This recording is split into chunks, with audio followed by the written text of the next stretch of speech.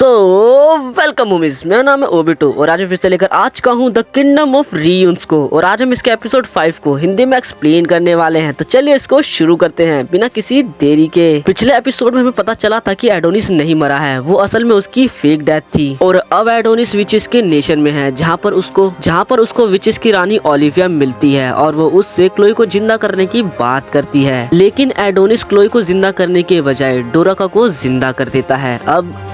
अब एपिसोड की स्टार्टिंग में एडोनिस बोलता है आई लव यू क्लोई, लेकिन मुझे माफ करना, मैं नहीं चाहता कि तुम दोबारा से वो सब फील करो जो तुमने पहले किया था। और क्लोई, तुम इस घटिया सी दुनिया में रहना डिजर्व नहीं करती। और तब हमें पता चलता है कि एडोनिस ने मैजिक को रिवर्स कर दिया था और अब उसने नेस्टोलिक मेमोरीज रिप्लेस का इस्तेमाल किया था, जिसकी वजह से डोराका जिंदा हो गई। वहीं मैडम ओलिविया ये समझ जाती है कि एडोनिस ने स्पेल के अंदर कुछ छेड़छाड़ करी है। डोराका सीधा एडोनिस की बाहों में आकर गिरती है। एडोनिस बोलता है मैंने तुम्हें जिंदा इसीलिए किया है क्योंकि तुम्हारा मेरे ऊपर एक एहसान था। अब डोराका अपनी आँख खोलती है और वो अपने सामने एडोनिस को पाती है और पूछती है आखिर मैं यहाँ क्या कर रही हूँ और क्या हम विचेस के नेशन में हैं। लेकिन तभी वो नोटिस करती है कि उसने कपड़े नहीं पहने और वो एडोनिस से दूर जाकर उससे माफी मांगने लगती है। तभी एडोनिस उसे कुछ कपड़े दे देता है और बोलता है तुमने मुझे उस दिन बचाया था और मैंने तुम्हें आज बचाया है, तो हमारा कर्ज बराबर हुआ और प्लीज अपना मुंह बंद रखो। अब डोराका बोलती है आखिर मैं यहाँ क्या कर रही हूँ और क्लोई आखिर उसका क्या हुआ। तभी मैडम ओलिविया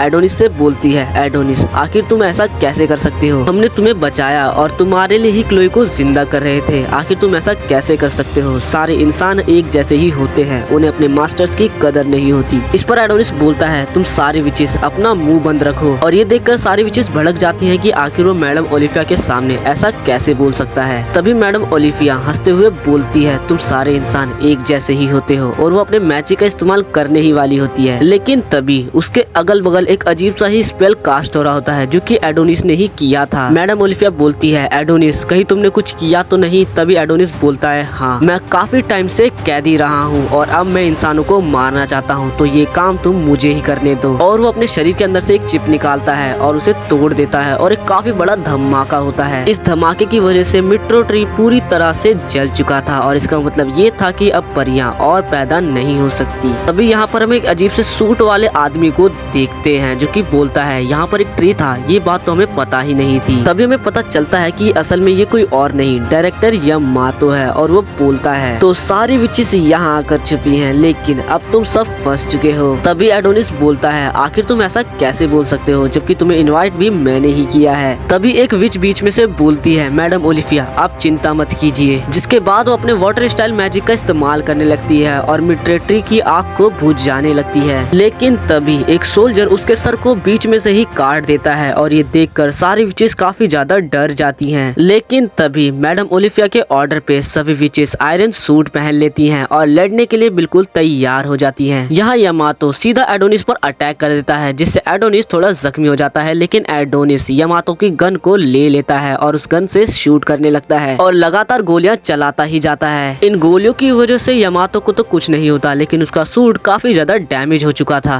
तभी डोराका एडोनिस को रोकने की कोशिश करती है। तभी दूसरी तरफ हम देखते हैं कि विचेस अपनी अलग अलग पावर से सभी सोल्जर से लड़ रही हैं। कोई किसी को क्रिस्टल में जमा रहा है तो कोई अपने स्नेक से सबको मार रहा है। इसके बाद हम लेडी ओलिविया को देखते हैं जो कि सभी सोल्जर्स को हवा में उड़ाने लग जाती है। लेकिन सोल्जर्स वहीं से उसके ऊपर गोली चलाने लगते हैं, लेकिन एक भी गोली उनको नहीं लगती। और लेडी ओलिविया सभी सोल्जर्स को चिपकाकर एक बड़ी सी गेंद बना देती है, जिसके बाद वो अपने मैजिक डेथ गेम का इस्तेमाल कर सभी सोल्जर्स को एक साथ ही मार देती है। इसके बाद मैडम ओलिविया बोलती है सभी इंसान कीड़ों की तरह है और हम पक्का जीतेंगे। लेकिन तभी यहाँ पर स्क्वाड 2 आ जाती है और वो काफी सारे विचेस को मार देते हैं। तभी हम देखते हैं कि पूरी फाइट के दौरान ह्यूमंस विचेस पर नजर रखे हुए हैं अर्थ से। यहाँ एक आदमी जिसने अपने मुंह पर मास्क लगा रखा है, वो अपने कंप्यूटर की मदद से उनके ऊपर नजर रख रहा है। भी एक आदमी उससे बोलता है आखिर इतनी सारी विचेस जिंदा कैसे हैं जबकि हमने सारी विचेस को मार दिया था। तभी वो मास्क वाला आदमी बताता है विचेस हमारी ही एक सैटेलाइट पर बैठकर मून पर चली गई और फिर वो आउटर स्पेस रहने लगी।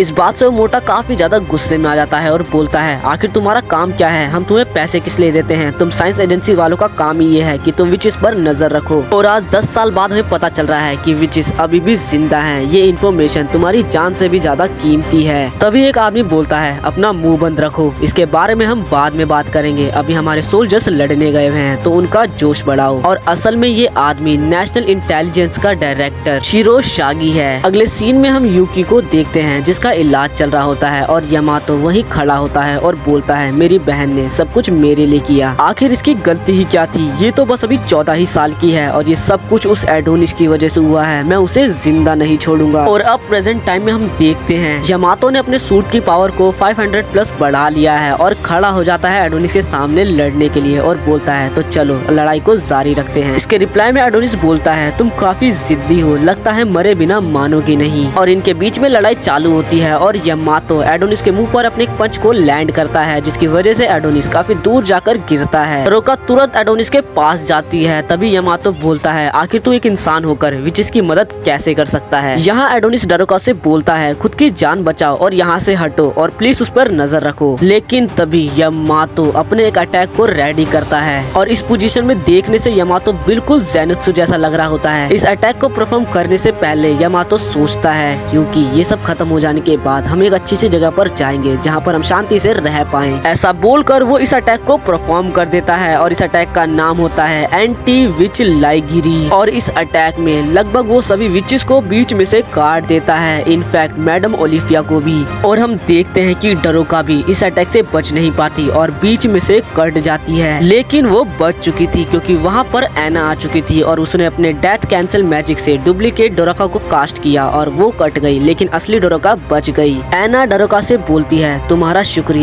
शुक्रिया मेरी दोस्त बनने के लिए। और ऐसा बोलकर डरोका की आंख के सामने एना मारी जाती है और डरोका रोने लगती है और बोलती है नहीं ऐसा नहीं हो सकता। तभी एक आवाज आती है और पता चलता है कि जिस डिवाइस से ये लोग इनके ऊपर नजर रख रहे थे वो डिवाइस ही अब खराब हो चुका है। इसके बाद हम डरोका को देखते हैं जिसके अगल बगल काफी सारा खून था और डरोका रोते हुए बोलती है बस अब ये सब बहुत हुआ, अब मैं और ये नहीं देख सकती। आखिर मैं ही क्यों जिसे इतना दर्द होता है, मुझे ही क्यों हर बार इतना दर्द सहना पड़ता है, मुझे ही क्यों हर किसी की मौत को देखना पड़ता है। इसके बाद यामातो बोलता है सारी विचेस मारी गई हैं, बस यहाँ पर उस क्लोई का चेला बचा है। जिसके बाद एडोनिस और यामातो के बीच में लड़ाई चालू हो जाती है और एडोनिस अपने मैजिक का इस्तेमाल करता है और वहीं यामातो अपने साइंस टूल्स का। एडोनिस अपने एक मुक्के से ही यामातो की स्वॉर्ड को तोड़ देता है, लेकिन उसका दूसरा मुक्का यामातो रोक लेता है और अपनी स्वॉर्ड को वापस से रीजनरेट कर एडोनिस को मारता है। लेकिन एडोनिस बोलता है साइंस ये कितना ट्रिकी है। इस पर यामातो बोलता है हाँ बिल्कुल तुम्हारे मैजिक की ही तरह। तभी हम देखते हैं कि कुछ विचेस जिंदा होती हैं और वो बोलती हैं अब हमारा अंत नजदीक है। लेकिन मैडम ओलिफिया जो कि मरने ही वाली थी वो बोलती है तुम हार मत मानना, अभी भी तुम बच सकती हो। लेकिन उनमें से एक विच बोलती है अब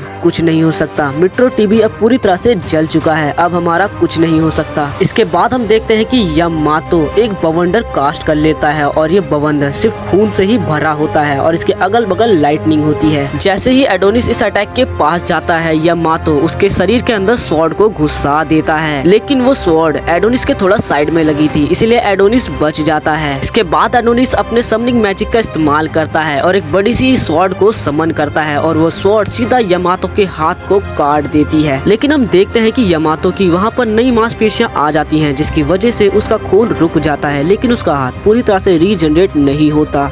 एडोनिस बोलता है बदले की भावना, तुम्हारी और मेरी आंखें लगभग सेम ही हैं। यामातो बोलता है तुम काफी खतरनाक हो, मैं तुम्हें जिंदा नहीं छोड़ सकता। एपिसोड की एंडिंग में हम देखते हैं कि जो लोग मून पर नजर रख रहे थे उनके स्क्रीन पर कुछ भी शो नहीं हो रहा था और उनका कनेक्शन मून से टूट चुका था। लेकिन तभी उनका कनेक्शन यामातो से होता है और यामातो बोलता है हम जीत गए। और इसी के साथ ये वाला एपिसोड यहाँ पर खत्म होता है। तो चलिए मिलते हैं नेक्स्ट एपिसोड में, जब तक के लिए मेरे चैनल को सब्सक्राइब कर ले और वीडियो अच्छा लगा हो तो एक लाइक जरूर करें।